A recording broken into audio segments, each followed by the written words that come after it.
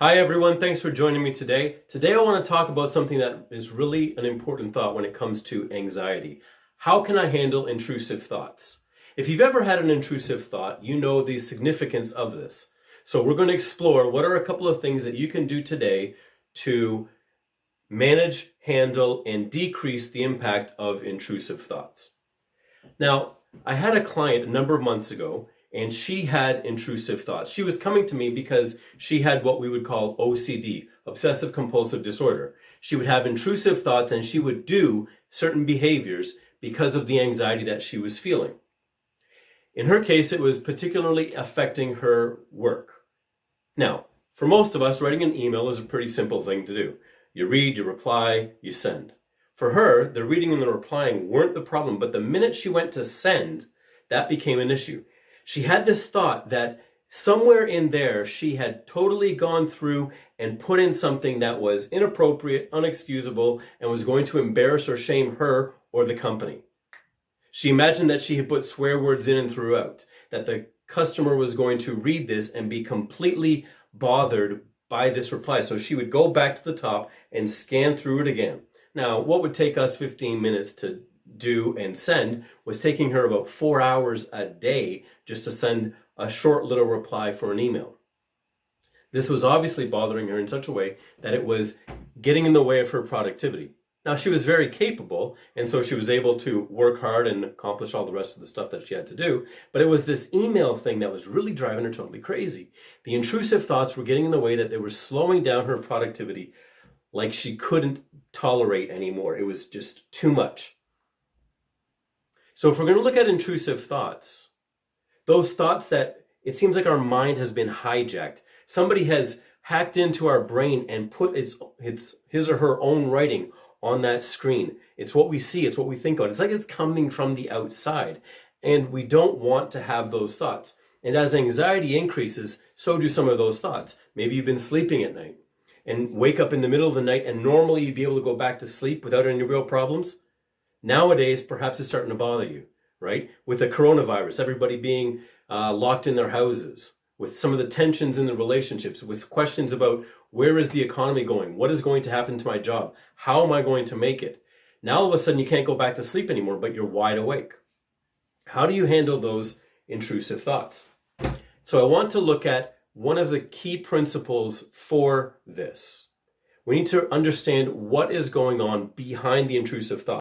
What we do here is we explore it. We explore it. What is going on with the intrusive thought? So a way to explore it is to figure out what is really going on behind the scenes. A question to ask, I have 3 of them.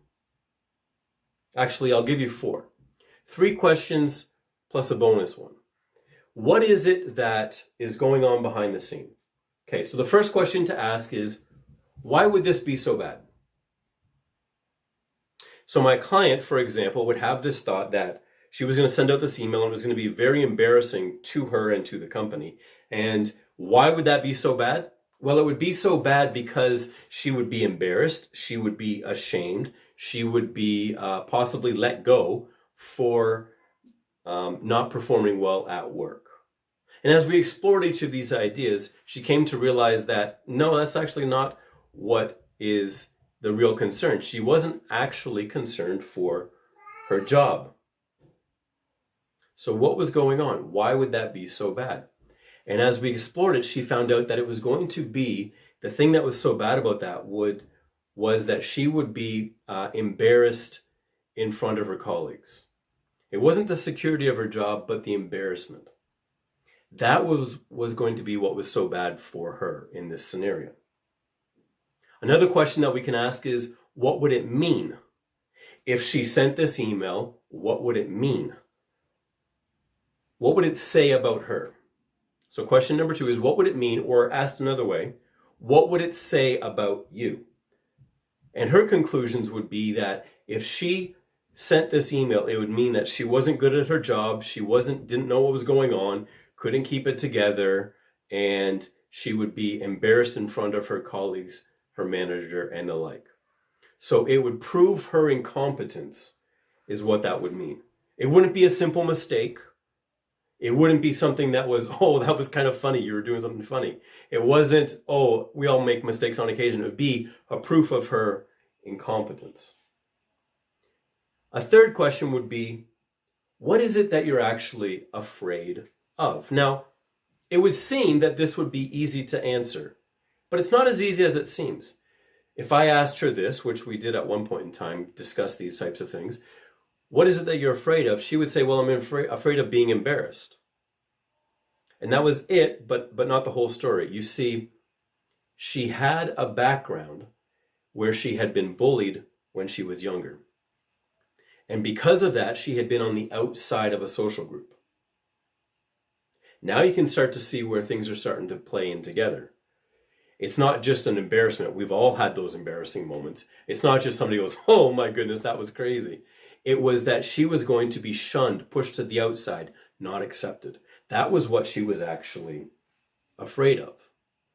What is it that you're actually afraid of? Push past the tendency to just answer with a very quick, immediate reaction. What is it that you're actually afraid of? What is it that is behind all of that? How do you dig down and drill into what it actually is? What if you're afraid of losing your job? Is it your job that you're actually afraid of losing? Or is it not being able to provide for your family? Is it having to find a new job? What is it that's actually bothering you about this? Is it the embarrassment that you would have to be let go?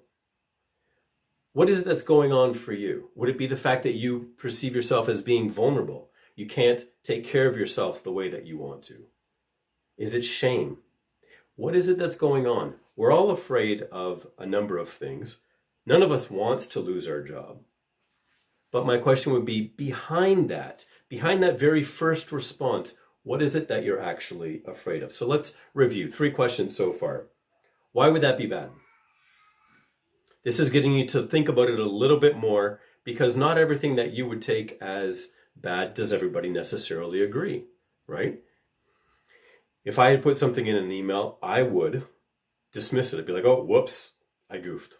In fact, this happened to me at one point in time. I had written a paper and I hadn't gone through and checked everything. I had been in a open setting. I had left my computer for a few minutes. I wasn't afraid of it getting stolen. And I went back and I found that somebody had typed into my paper some crazy phrases and said a few things that were completely off. So I deleted them. What I didn't know was that he had gone up a page or two and inserted a few more things that I didn't catch. Now, that was my mistake. I should have proofread more carefully than I did. But when I got the paper back, there was a big circle around it and a big question mark, like, what? What's going on? And I was like, oh, that's totally funny, right? I wasn't embarrassed or concerned about it. Yes, I should have checked and proofread more carefully. However, it wasn't a big deal to me. But to this client, it was a huge deal, right? Why would that be bad? What would it mean, or what would it say about me? To me, it would say, well, I didn't proofread. It doesn't prove that I'm incapable. It doesn't prove that it proves that I should have proofread more carefully than I did. For her, it meant that she was going to be shunned or embarrassed in front of people. What is it that she's actually afraid of? She's afraid of being pushed to the outside of a social group. And it was reminding her of things that had happened. And so she had this constant fear of doing or saying something that was going to be embarrassing, because that would be all it took for her to be on the outside of the group again. So those are 3 questions. A 4th one would be, what are the things or circumstances or outcomes that I have not considered? This is about selective attention.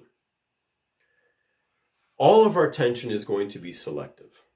We can only focus on so many things. When we have intrusive thoughts, we think about only a few types of things. And they tend to be the worst case scenario.